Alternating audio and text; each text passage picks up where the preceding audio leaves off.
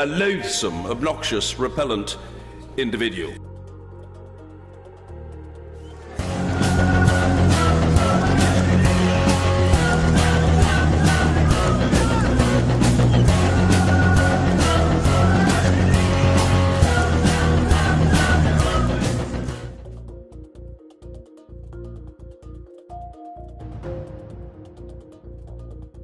It's infuriating, that's what it is.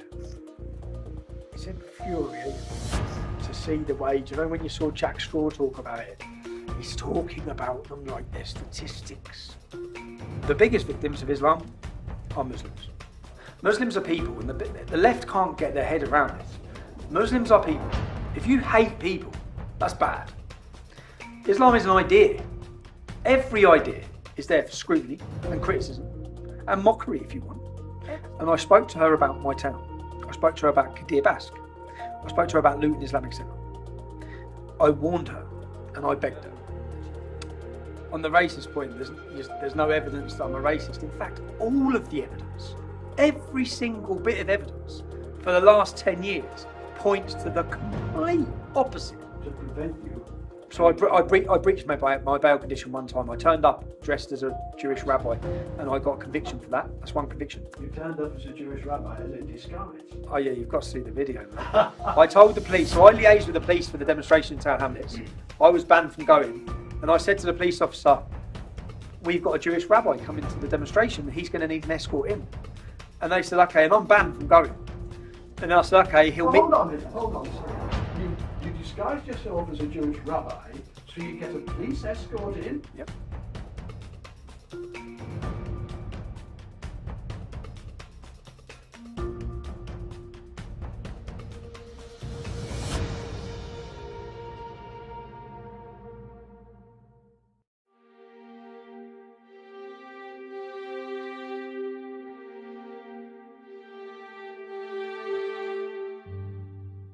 Is very urgent business, ladies and gentlemen, I beseech you.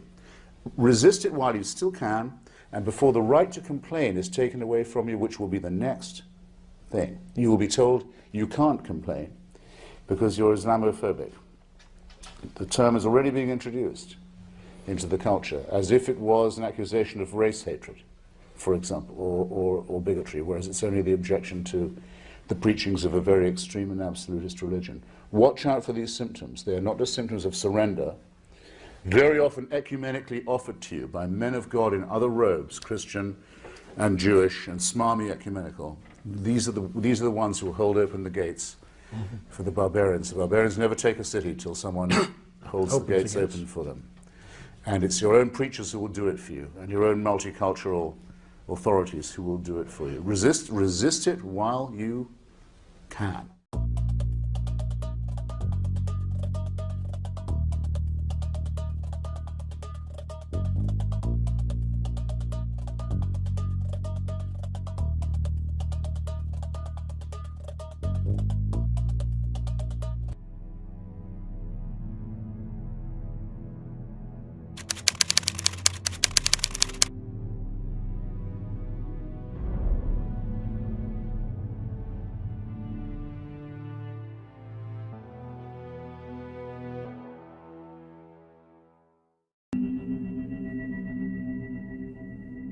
Seven years after shelving a potentially explosive story, journalist Andrew Norfolk found his conscience calling him. As the years went by, I had this very uncomfortable feeling like I hadn't done my job. I was on a long weekend. I was driving up to Scotland. I had the radio on.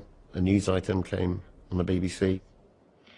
Greater Manchester Police have been describing how a 14-year-old girl was forced to endure an absolutely horrifying ordeal after being forced into prostitution. The vulnerable teenager was targeted with vodka and cigarettes after she was spotted wandering the streets before she was made to have sex with a string of men. At no stage in the report had the names of the defendants been read out. I'm sitting in my car in the middle of nowhere, and I'm thinking, you've not heard a word about this case until 5 minutes ago. And yet, with every fibre of my being, I bet I do know something about those men, because I bet when I check it out, they're going to be Muslim names. As Andrew set to work, demonstrations were sweeping across the country, led by the emerging face of the far right, the English Defence League.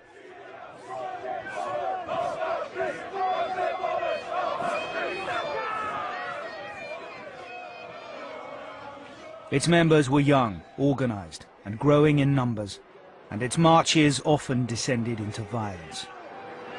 Gas grenades were thrown, police vehicles were vandalised, and the police themselves were attacked. The EDL's goal was to stem the growth of a faith that it believed was corrupting the country.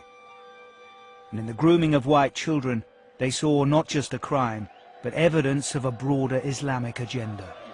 Militant Muslim gangs taking liberties in our towns and cities, taking liberties with non-Muslim youth, non-Muslim girls, raping, pimping, beating, abusing our whole system.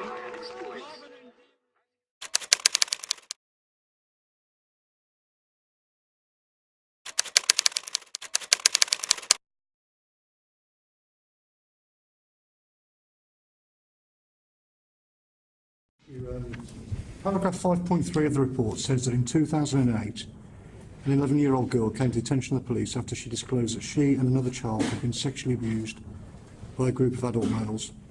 Just a few weeks later, she was found in a derelict house with another child and a number of adult males.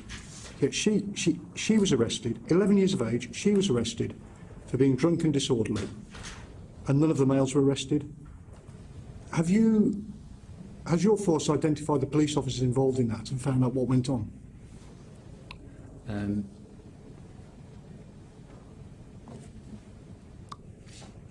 I don't know. Okay. Don't know.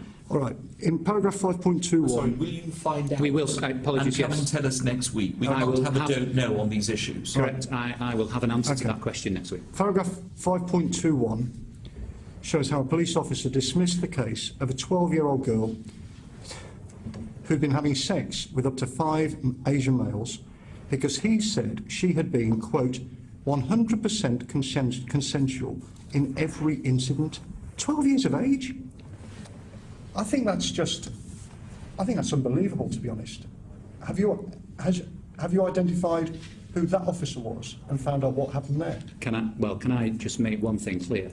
That I've said today that we must have an independent investigation team to come back at this. I have also personally spoken to the Director of Investigations at the ICCC. Sorry, Mr. Austin, could the Chief Constable just finish? Please finish. I've also personally spoken to the Director of Investigations at the IPCC, and in order to involve them in this as well. Well, if people I was responsible for managing, if a report landed on my desk well over a week ago now, saying that people I was responsible for had behaved like that, I'd want to know pretty quickly what on earth had happened. In paragraph 5.9, it says that fathers had tracked down their daughters and tried to remove them from houses where they were being abused, only to find themselves arrested when police were called to the scene. Do you know what happened in that case? Chair, I don't seek to defend any of this. That is a remarkable answer from the man in charge of the police force. A police force where in one small town in the UK, over 1,400 children were sexually abused by mainly Muslim gangs. Note that the politicians on the committee here are complicit in some of the political correctness on this matter by calling these gangs who raped 1,400 plus girls in Rotherham Asians, rather than actually clarify it and reduce it down to the truth, because 90% of the convictions are for Muslims, not Asians. And it really is an insult to Asians as a whole to not distinguish. But even today, in 2018, government officials stick to the word Asian. And of course, fathers were arrested trying to stop their daughters being raped. The daughters were left to be raped, and even social services in Rotherham delivered children back to the rapists. That is how bad the situation was. Mr. Speaker, Professor Alexis Jay's report into child sexual exploitation in Rotherham between 1997 and 2013 is a terrible account of the appalling failures by Rotherham Council and by the police and other agencies to protect vulnerable children. It was a complete dereliction of duty. It makes for shocking reading. 1,400 children, on a conservative estimate, sexually exploited, raped by multiple perpetrators, trafficked to other towns and cities, abducted, beaten, intimidated. Like the rest of this House, I was appalled to read about these victims and the horrific experiences to which they were subjected. Misconduct has yet been found relating to the child sexual exploitation cases in Rotherham, according to the police watchdog. To the grooming that's going on with gangs, it does predominantly tend to be Pakistani men, and that makes us uncomfortable because we don't want to be seen as racist. But actually, it's not racist, it's just calling out a perpetrator and identifying a characteristic.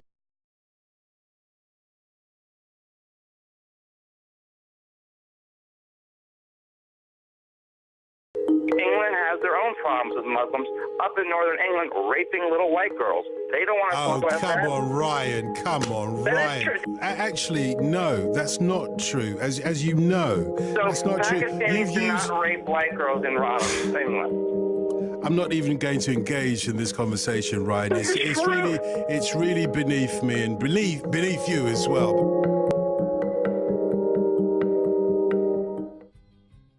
Brilliant. Yeah, great. Yeah, because we're trying to get past the media bias on organisations like this. The minute they open their mouth, none of these people listen to that anyway. We have BBC News here. The only reason why we have to come is because of how bad they are. When you describe this crowd, how are you going to describe them in your news report? Well, we're going to call them what you've labelled yourself, which is an anti-extremist movement. When your news report comes out on this, yes, will you mention the word far right?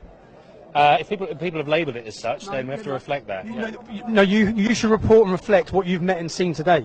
Have you seen far-right demonstrators? But if people label it as such, if I label you as a nonce, would you report that you're a nonce? There's no truth in it, is there? What you do is word association, which is what all of your media do against ordinary people. These are all ordinary people who have come out to demonstrate. You all do word association of racism, of far right. You've got ordinary people out demonstrating against terrorism, and you, every time the mainstream media, you brand them, and it's not fair, it's not right, and you know that because you're on this demonstration. So equally, I'm sure you know where those labels come from. You have, calls for tighter immigration. That is a right-wing rhetoric. So calls for tighter immigration against Islamic terrorism is a right-wing rhetoric. In fact, the Labour Party said talk about immigration, tighter controls on immigration. Everyone does. Right. What do you mean a right-wing rhetoric? How's that a right-wing rhetoric? Well, people would say that is so because this group talks about terrorism and talks about controlling borders, that means they're far right. It's a far right. Yeah, they could be. This is what you're up against. This is what you're up against. This is BBC. So if someone identifies as wanting to stop Islamic terrorism and controlling your borders, it's far right. It would be labelled as such. By people like you! But if my opinion is absolutely invalid, it's about getting... You're reporting for the BBC, you're lying for the BBC, you are officially fake news and you're demonising so many innocent people. Right. You make it impossible for people to talk. You do that. That's who you are. You're here to try and get bad footage, that's why you're here. Right. That's your agenda. You have an agenda. You're frustrated with the media, from what I take from this. You have a complete agenda when you come to these demonstrations.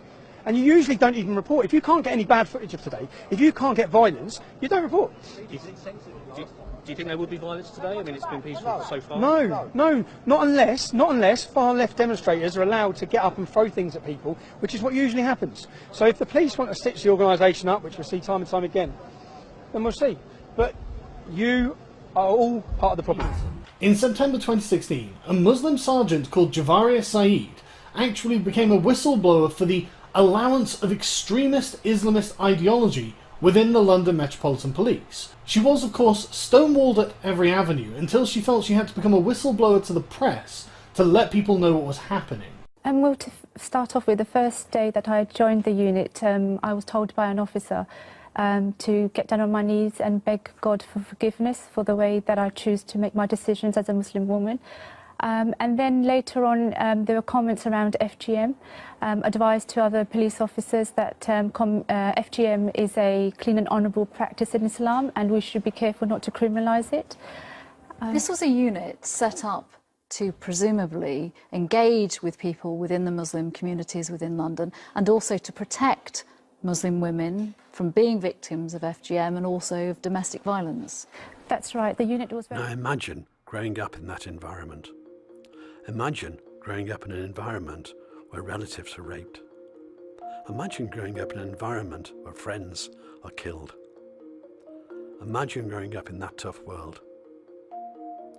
Well, one person did, and he goes by the name of Tommy Robinson. And for being a whistleblower, the state was to turn on him.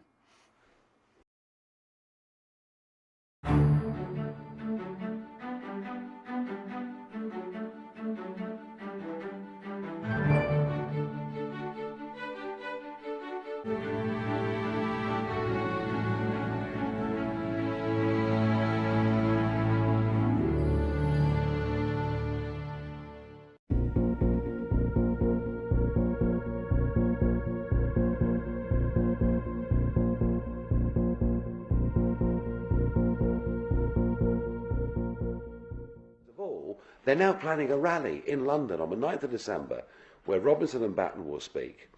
It's a march through Westminster. I know what will happen. It'll be full of skinheads and people with tattooed to the eyeballs. They'll all be drunk before they get there. There'll be punch-ups and God knows what. Why are you here? Why am I here?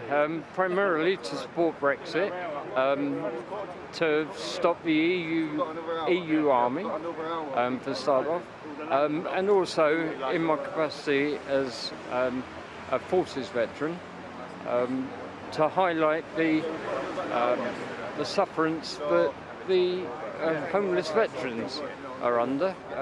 Jessica, why are you here? To protect us for our country and for our future generation. I know it's a stupid question, but why are you here? We're here today to fight for democracy, for the 17.4 million people that cast their vote for a democratic vote to get out of the EU. Not everyone can be here today. A lot of them are disabled or working, so we're here to represent the 17.4 million.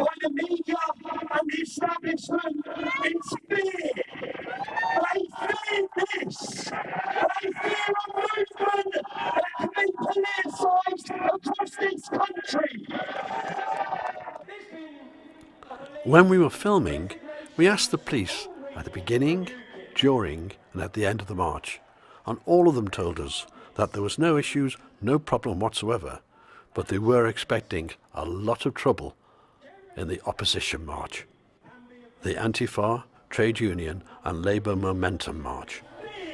Into the establishment.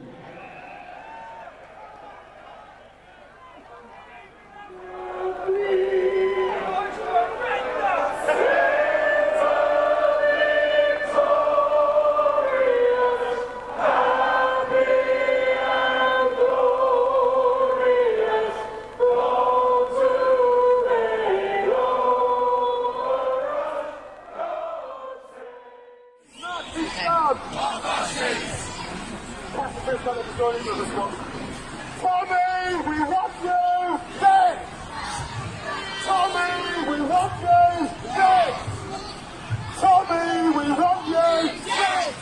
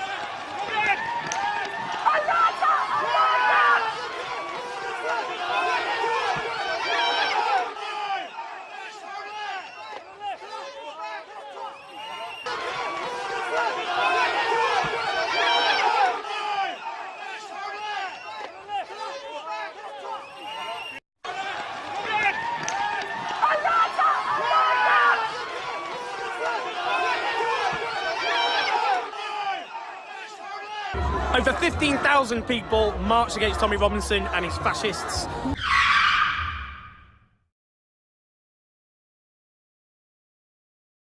Only 3,000, some are saying only 1,500, marched for Tommy Robinson, that convicted fraudster and thug and his fascists. A total and utter humiliation for Tommy Robinson and his band of fascists. They didn't mobilise barely any people on the streets of this capital, despite all their resources, all the money being ploughed in from the US and elsewhere. This is a historic day. They came out in tiny, derisory numbers, whilst we, those who oppose the scapegoating of migrants and refugees and Muslims, for all the injustices caused by the people at the top of society in this broken system that has to go, we have out-mobilised by a massive, massive margin. A humiliation for Tommy Robinson and a humiliation for fascism and a victory for those standing against racism and fascism. Today's important for so many reasons. One of the reasons, I think, is that we are demonstrating in far, far, far bigger numbers that we're right and they're wrong. There's a derisory number of fascists around the corner. I hope they've had a really bad day. They've clearly had a really bad day. In order to film some sequences for this documentary, we attended the Brexit Betrayal March. And frankly, we were shocked, absolutely shocked, by the coverage of the mainstream media and the lies and distortion that they gave to the event. We are also shocked by the behaviour of the Antifa, the trade unions and the Labour Party and Momentum in relation to the march that tried to stop you speaking. Are you used to this now? 10 years I've had of this. I thought the media there were there to report the news. I always thought journalists were there to report the news. It was only after years of activism I realised that was the complete opposite. They're there to paint a narrative and give people through an agenda and show the narrative they want. Now, the only good thing is with the power of social media, that people get to see the other side of the story. We always try and show the other side of the story ourselves. So anyone who sees that, for example, outside my court case at the Old Bailey, the media reported 250, 350 people. Anyone who watches one of our videos saw thousands there. So then they straight away question, why are the media lying? Why are they lying and what else are they lying about? But for you, come in for your first time, I understand how confusing it is. But to anyone who's been involved in these movements, we've watched the media lie for years. Claim. The media downsized the crowd outside Tommy Robinson's trial in 2018.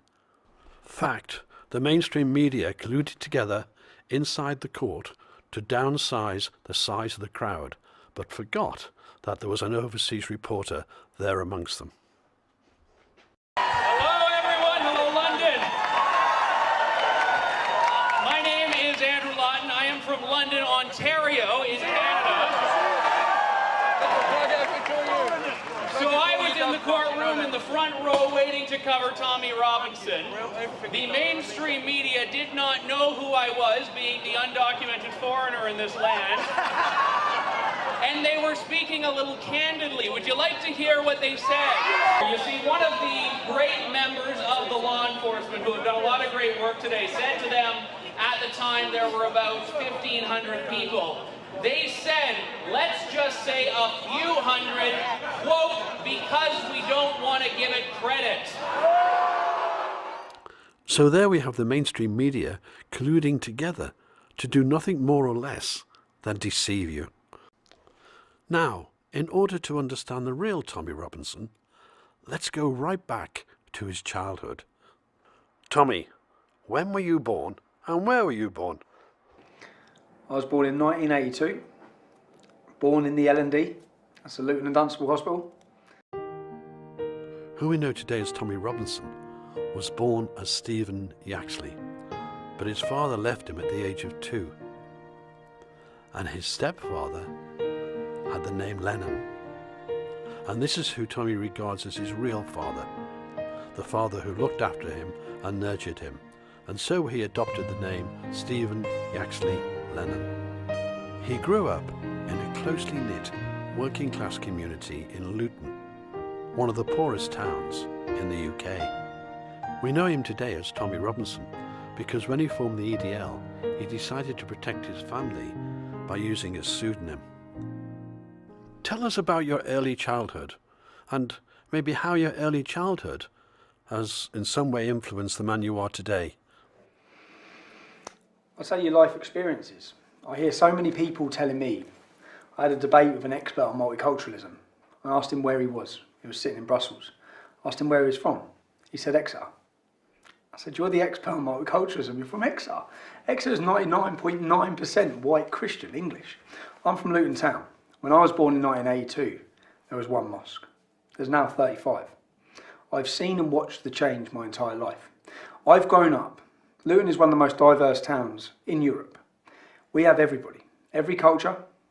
We have some, like the people I love, the people I've been brought up with, the people I associate or call my family. My friends are my family. St. Lucian, Jamaican, Italian, Bulgarian. My mother was an Irish immigrant. Luton is a town of immigrants, that's what it is. And through growing up in that town, you get to understand multiculturalism. You understand that, and I actually myself, and a lot of people don't understand this when I say it, when I hear world leaders, when I heard David Cameron say multiculturalism's failed, when I heard Angela Merkel say multiculturalism's failed, to me that is a weak way of accepting Islam's failed. Because growing up in Luton, all those cultures, all those other ethnicities, they've all gone like that together. They're all my friends, they're all my family. But people call you a racist, and you're now telling me you've got black friends, brown friends? I've never understood racism. I've never understood it. And I've never seen it. There's never been racial tensions in my town. And that's because growing up, I grew up, and the men I aspired to, the men I looked up to, whether through the football culture, the football hooligan scene in Luton as a youngster, and that come about because a lot of my older relatives, my mum's one of 9 children, and a lot of my older relatives and cousins and uncles were involved in the football scene. And the people I looked up to were West Indians, Yardies, because Luton's football element has always been completely multicultural and always clashed with the far right, because back in the 1980s, certain hooligan elements were far right, and Luton would always be a big day out for them, for the racists coming to Luton. So Luton's always battled racism. The men of Luton, the English, the white men, have always battled racism. So for me to be called a racist, amongst my friends, we laugh about it. Amongst my friends, because even yesterday, even last night, Luton were playing at home. I've got a friend who's English, but his family have come from Jamaica. He's a massive 6'5" lad, and he's walking in front of my car as I'm coming into the stadium.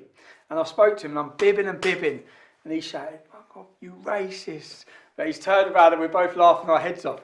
And so amongst all my pals, we joke about it. It's a joke in Luton, because everyone in Luton knows me. Everyone knows me as a youngster. Then tell me, how do you feel when people call you a racist? It's insulting. It's infuriating, actually. It's infuriating. Because, and in fact, trying to understand it.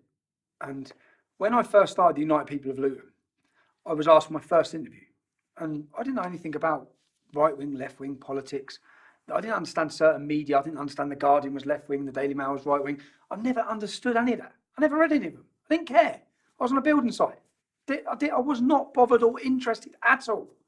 And I went for my first interview with the Guardian, and I sat down and I went with my friend who I saw last night. I went with 3 of my friends who were all black. And I sat down and I had this conversation, and we sat there chatting, saying, just telling them why we're angry. And then when the article came out, there's no mention of the fact I turned up with 3 of clearly my best friends who are not white. There was no mention. There was labelling of far right and racist. And the shock at that moment, the shock when we first walked through our town in response to the soldiers coming under attack, in response, as a community, we come together and walk through our town with plenty of non-white friends. In fact, my friend Isaac lost his teeth that day by a police officer. So plenty of non-white people. We had signs that said National Front go to hell to let the far right know from the offset they're not welcome. And when I read the newspaper, racists. And to try and understand that as a young man, and then to witness it and the spread of it and the way that, do you know what it does? It infuriates me to the real victims of racism, because it's an absolute insult to them.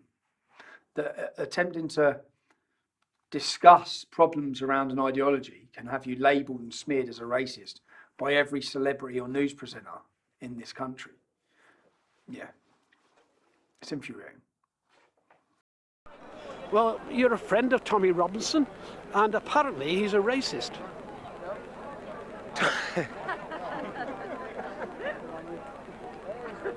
The word racist has been thrown around so much today in 2018. You know, I grew up as a I grew up in an Orthodox Jewish family, and the word Nazi, for example, used to throw shivers down my spine.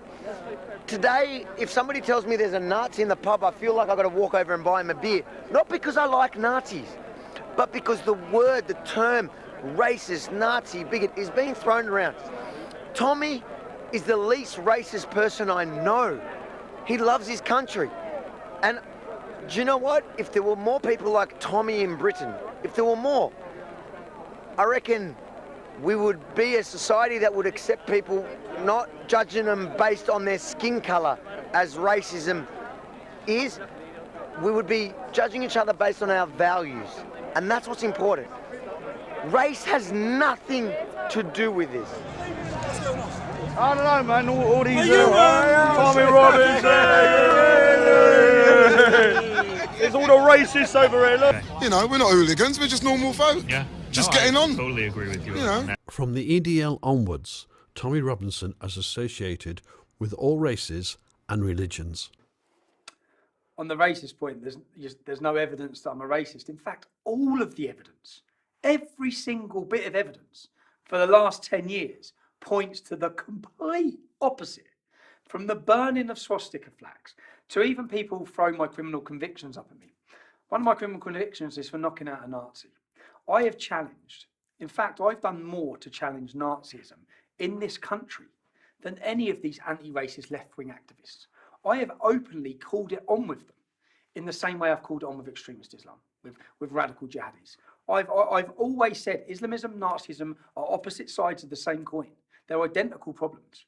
But one of them has been pretty much defeated. The other one is flourishing.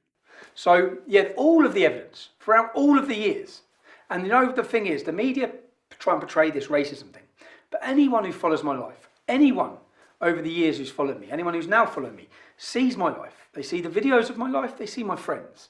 They see it's quite clearly visual that I have a multi-faith, a multi-ethnic, diverse friendship with many people. So it's clear to everyone I'm not racist.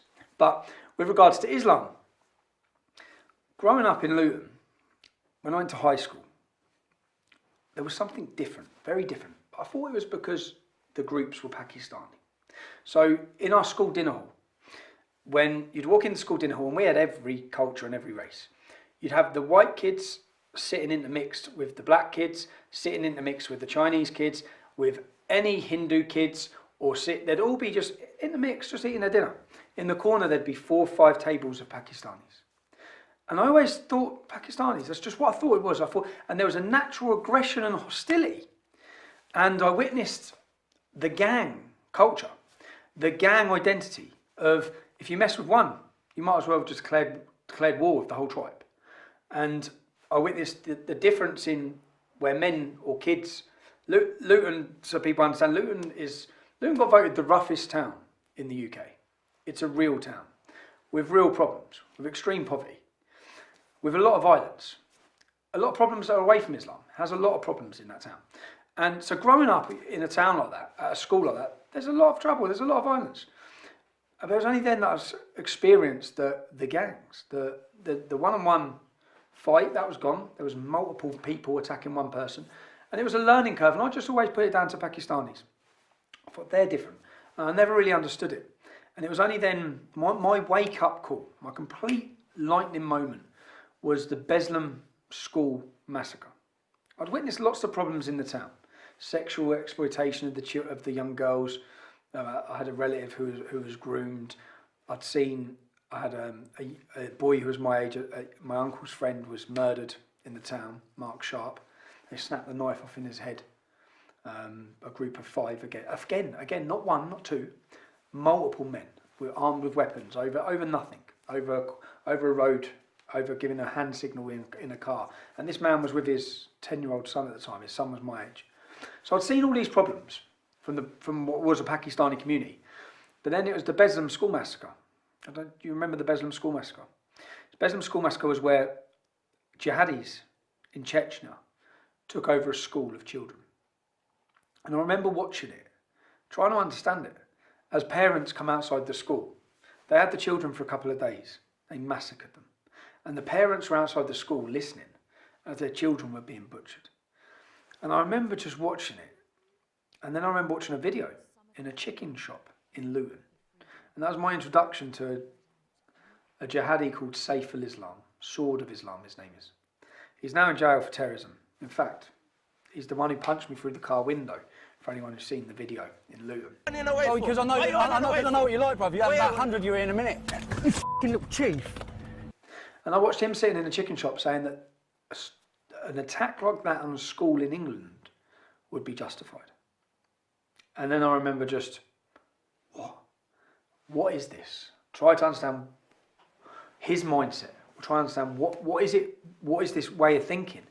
And then I started looking, and I understood that then he was part of a group called Al-Mujahideen. 60% of the UK's terrorists in jail now are ex-members of this organisation. Their head office was in my town. It was in Biscuit Road, which is a road in Luton. Omar Bakri, Abu Hamza.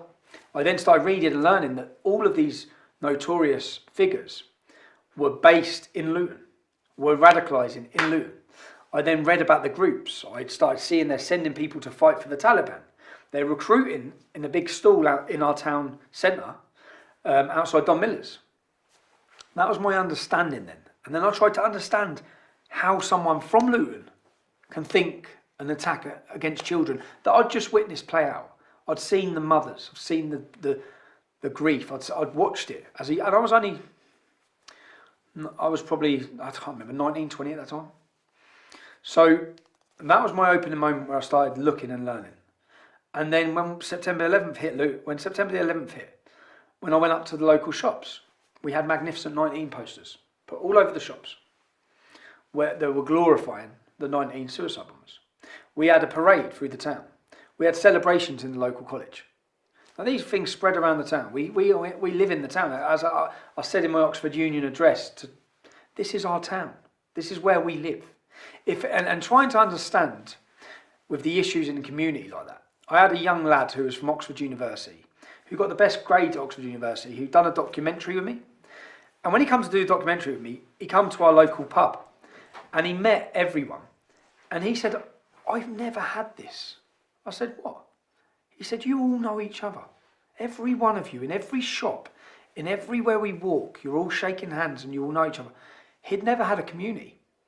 Because this is where the out of touch problem comes with politicians and young children who are going to boarding schools. If a young girl is affected in our estate, it affects us all. If someone's violently attacked in a racist attack, it affects every one of us. because we all know them. We know their mums, we know their sisters. These some children who are like, for example, this young lad Tom. He has gone to a boarding school. He doesn't mix on the estate because he goes to a private school. He comes out of school and goes to a university. He goes to another town. He doesn't know anyone. He then gets a job in a city. His community, he doesn't have the community we have. We have a community. And when you affect one of them, you affect them all. And so we're supposed to just, and I bring it back to Rotherham. If you've got 1,400 children who have been raped in Rotherham, each one of them has 4 family members. That's 10,000 people directly affected. You talk about multiculturalism, you talk about problems, you talk about hostility. That's 10,000 people just in that small area who are directly affected by Islamic grooming gangs. And you want to try and tell us all and dilute the problem. So in Luton, you will not come to my town and not meet one person that doesn't know someone that has not been directly affected by Islamic hostility in our town. And that was so my awakening moment was Beslam. I started learning, reading, researching. And that's what really frustrates me a lot, is when people argue with me or smear me or label me, slander me, without doing any research. I'm very versed. I'm more versed than any Muslims. I can debate this issue with anybody because I know it inside out. And and it's not just that I know it from reading and researching. I've lived it. So I'm not talking about what I read in a book. I can go back every time to a life experience that has been an awakening moment that has helped me to understand why Islam is different to all the other cultures and religions in our communities. Tommy, who are the biggest victims of Islam? The biggest victims of Islam are Muslims. The biggest victims. When I talk about freedom, I think that the freedom that we have in this country, everybody should be able to enjoy. Everybody who's born in Britain. Our forefathers sacrificed their lives to give us freedom. Yeah, many British people have freedom. Many non-Muslims have freedom. There's many Muslims who do not have freedom, who can't have freedom, who are oppressed, who aren't free, who are slaves, whether they be slaves to Allah or slaves to their own families. The problem with apostasy, the problem without any organisations or charitable groups or government funding or support to help these people who are isolated, who are targeted for leaving Islam, the punishment to leave Islam is death. And so many people who have left Islam know that around the world. But that same problem is here in Britain, with honour killings, with violence. And again, every time I can give you an example. I was at a shop in just outside of Luton, and I walked out of the shop and a young Asian girl came up to me and said, "Tommy, Robert, I've been waiting years to see you. Please, please, please come back to my house." Yeah.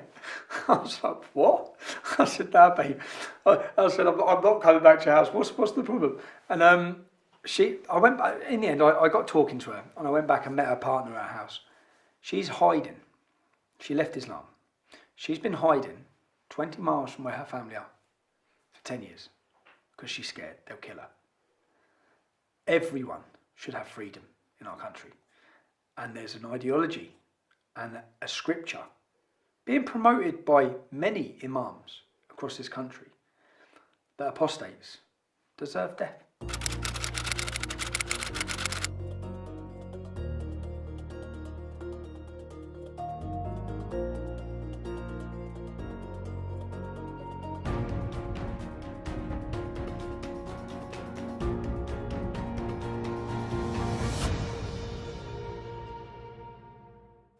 So, yeah, Muslims are the victims. And again, the biggest thing for people to understand is, I don't talk about Muslims.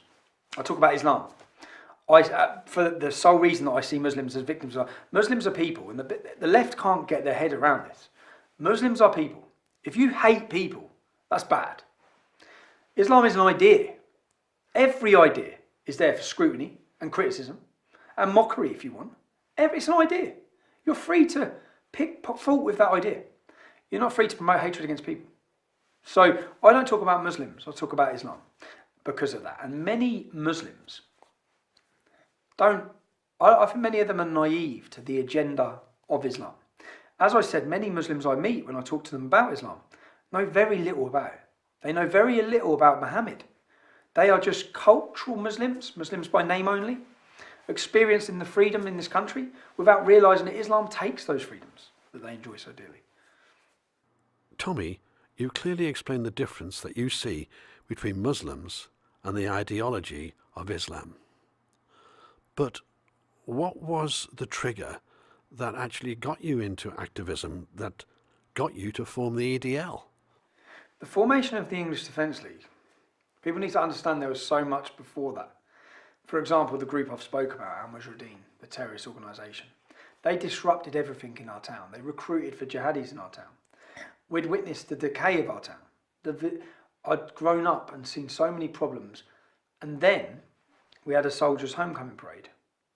And the soldiers were returning from Afghanistan and they're given the freedom of the city. I think it was a Tuesday morning. It was a morning and it was not publicised at all. So there was nothing in the papers, no promotion of it. There was a young lad from the same estate as us who lost his legs. Another young lad who had died, and his mother and their families were there to pay respects for the returning soldiers. Now, when we went into town that morning, I knew something was wrong. I looked around and I saw police everywhere. And then I saw groups, dozens of women together in burqas. Dozens of women. And I started spotting the jihadis. I started spotting Saif al-Islam and the groups which I've researched and I know everything about. And I thought, they're going to do something today. And I just knew they were going to do something. And then they attacked our soldiers. Now, what a lot of people don't see, they just see a small group of Muslims shouting, baby killers, butchers of Basra. They spat. A soldier who lost his life, his mother was there to pay her respects that day. They spat in her face. This is the point again I make of, that's our town. Luton is our town. It's a town we love. It's part of who we are. And every time anyone in this country hears the name of our town, it's to do with war or murder or bombings or terrorism. All the time. That's what Luton becomes. So for us, I remember watching it that day, and it wasn't, what people don't realise, understand, is 364 Muslims were held and prevented from coming into Luton that day. 364. We got all the intel because my cousin Kev was arrested. We got all the intel. 364. 80% of them were not born in Britain. There would have been 500 plus Muslims in that, more than our armed forces, to attack our soldiers that day. The police prevented them at the motorways coming in. But they didn't prevent the Luton ones. So we had 100 Muslims spitting obscenities at our soldiers. And on that point, I'm completely against the war. But there are soldiers. They swear allegiance to the Queen and the elected government who choose their wars. Now, for us that day, I remember sitting down afterwards. I remember watching the way the police policed it. They didn't even look at the Muslims. In fact, they walked them. I watched them as they walked that group of vile, radical jihadis. It's the equivalent of walking Hitler's henchmen through our town hall. They walked them through our town hall and took them to the back. So as our armed forces walked past, they could spit and attack them. They were walked through to do it. And do you know why they were walked through? Because never, up until that point, after the formation of the English Defence League, had the Islamic community been told no for anything. There's videos you can watch online of thousands of them walking through, shouting, bomb, bomb, bomb Israel. And then also shouting about Muhammad killing the Jews. They're shouting slogans about murdering Jewish people. Thousands of them with big PA systems and balaclavas through my town. And I've had to watch that for years. So where they just had never said no to them, because they're so scared of them, that they let them do that to our soldiers in our town. And then I remember sitting down afterwards with Kevin Carroll, my cousin, and saying, if we let them do this, if we don't do anything about this, what's next? Look at the progression. They're now attacking our soldiers in the street. They're abusing their mothers with full cooperation support to do so. What we also found out was that the police and the council knew prior to this full well that there was going to be an attack on our armed forces. In fact, every mosque in the town had been leafleted for a week before, inviting them to attack our armed forces. Now, yes, 50,000 Muslims did not come out and attack our armed forces, but they also done nothing to stop it. They knew that was going to happen. If we would have known that was going to happen that day, those jihadis would have never got near our armed forces. So after that, Well, I said, if we don't stop this, if we don't make a noise about this, then what's next? A soldier's funeral? Will they turn up at his family's houses? And we've actually watched the progression from attacking our armed forces to setting fire to poppies, to beheading Lee Rigby. We've seen it with our own eyes. We've seen the path we've gone down. So that was the final moment. When they attacked our soldiers, we said enough's enough. We now need, and it was really, we set up an organisation called the United People of Luton. And it was for us to let the rest of the country know, and to let the Royal Anglians know, who we're proud of and who we love and who we are so proud of for protecting us and giving us our freedoms.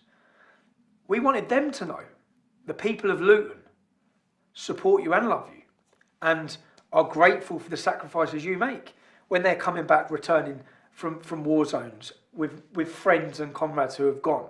We want them to know the people of Luton appreciate that. Not the way it had been shown to the world. So then we organised a demonstration to show that, which was a calm demonstration where the police's reaction was to kettle us, to be hostile to us, to search us, to stop us. All the things they didn't do to those jihadis on that day. So then that very early on it became more about then the treatment, the unfair two-tier policing system that we live under in a town with an Islamic community. So then and it very quickly spread from this was a Luton issue, the United People of Luton. And then very quickly I began to realise that every town with an Islamic community, the non-Muslim community, were living under the same rules. Two-tier policing, two-tier funding, special treatment, hostility, rape, war, violence, all put on them, religiously motivated. That progressed into the English Defence League. But didn't you meet the Home Secretary, Theresa May, who is now our Prime Minister, at that time? Before we took to the streets in any way, we organised a petition and we asked our council to ban these jihadis from our town centre, to give them ASBOs. If two local young kids in our estate, at our shops, cause trouble, they will be taken to court and given an ASBO. They're not allowed to the shops and they're not allowed to hang around together. Well, here we have jihadis, men who are supporting foreign group combatants who are fighting and murdering our armed forces. We want them banned. Why should my mum, if I'm a resident of Luton, why should my mum, why should my daughter, why should any member of my family have to walk past these barbarians who are recruiting for war against us? Why? When we're at war with the IRA, would you let the Irish do that? No, you wouldn't. Why are these people getting a free pass? Because they hide under the banner of a religion. And so, yeah, we asked for a petition. We set up a petition. We asked them to be banned. And do you know what the police did? They come to our houses and they banned us. They gave us bail conditions for 3 months, banning us from our town centre. Which is why on our second demonstration, the balaclavas come out. That's why people see the pictures of the balaclavas. It's because many of us, like myself, were banned and not allowed into the town centre. But we want it, it's our town centre, and we've done nothing wrong, and we were just trying to stand up against an evil within our community, within our town. And even with the Home Secretary, what I did with the Home Secretary is I set up a meeting. It was Theresa May, our now Prime Minister. Well, hopefully by the time this goes out, she's gone. But I set up a meeting with one of her constituents, and then I turned up instead of him. And I bought a laptop, and I bought information. And I spoke to her about my town. I spoke to her about Kadir Bask. I spoke to her about Luton Islamic Centre. I warned her, and I begged her. And she said, my government have made it clear where we stand on Islamic extremism. I said, you don't understand. I'm living in a Labour town. And you can make your directive as a government. That does not filter down to my town. My council and my leaders of my town are in bed with them. And at this time, we had a programme called Luton in Harmony. The Luton in Harmony programme was to bring all of the town together. And one of the people at the head of this Luton in Harmony was a man called Kadir Bask, who I know, because I translated things on his website, I know he stands for murdering gays. I know he stands for oppressing women. I know that's a jihadi mosque. So I warned the Home Secretary, I tried to warn my town, I made leaflets. Years later, Khalid Massoud, who the recent Westminster Bridge attack, who was he employed by? Kadir Bask, the Stockholm bomber. Which mosque did he go to? Kadir Bask. Recently, the Times newspaper done an expose on who? Kadir Bask. Reportings from his mosque where he's calling for jihad and war against us. Kadir Bask. All the things I'd warned. And this is when it gets really worrying. This is when you're witnessing all of this. I had a friend who works for the government who was part of an anti-extremism education, which happens for all of our police forces. The police and council are having one together. Who's teaching the police and council about Islam and extremism? Kadir Bask. You cannot make it up. Do you know when you know this man's a jihadi? When you know who he is, and you're trying to warn everyone about him and his mosque, and your council and your government and your police are being educated by him. There's actually a picture of Kadir Bask holding a sign with the local police officer from Luton, and the sign says #stronger together or something like that. Stronger together with a man who's planning the complete takeover of our nation, who's promoting war. Do you know when the Times newspaper done their expose on him? The Times newspaper expose had him saying, prepare your wars ready, prepare your weapons ready to kill the non-Muslims. This is the local imam. And when you know all of this, you feel like you're hitting a brick wall. You're trying to warn everyone. You've gone to your council, you've gone to your police, you've gone to the Home Secretary. And no one's listened. Instead, they've all just called you a racist. But only years later, anyone who follows me, who's seen these warnings, and then sees it coming to fruition, sees the Westminster Bridge attack, they go straight to his mosque. After the Westminster Bridge attack, I stood on Westminster Bridge, and I said, this attack will come from someone who was radicalised in prison, and it will be linked to Luton, Birmingham, and East London. They're the hotspots. The next day, the police raided Luton, Birmingham, and East London, and he was radicalised in prison. So again, it's if you're researching this, which I become obsessive in anything I do. I have not stopped reading, learning, listening, understanding, researching, even following. I followed it. I know every one of those jihadis. I probably know them better than the police. I know where they all are. I know the schools they take their kids to. Because I felt that's my job, and to protect myself, I need to know what's happening. But, yeah, so many problems, so little time. Tommy Robinson said that the group was becoming increasingly right-wing, essentially, increasingly extremist, and that he felt he couldn't deal with all of the elements in it. As I was talking about Tommy Robinson, asking your questions about him, he came knocking on our door, and now he's sitting here in the studio with us. He's joined in the studio now by Kadir Bash from the Luton Islamic Centre, who we had as an arranged guest on this subject as well. So we've ended up having a bit of a Barney about all of this. And just before the news, Kadir, you said that in an ideal society there would be punishments for example, homosexuals. And Tommy Robinson had put the point to you that this is why he was concerned by your ideology, which is why he was anti-Islamic and anti-Islamisation, and put Luton Islamic Centre in that camp. Do you understand why Tommy Robinson might be concerned by Islamic ideology when, even though you say we don't want it in Britain, you do use phrases like in an ideal society and then come up with a statement like that? Yeah, that's fair enough. He has every right to disagree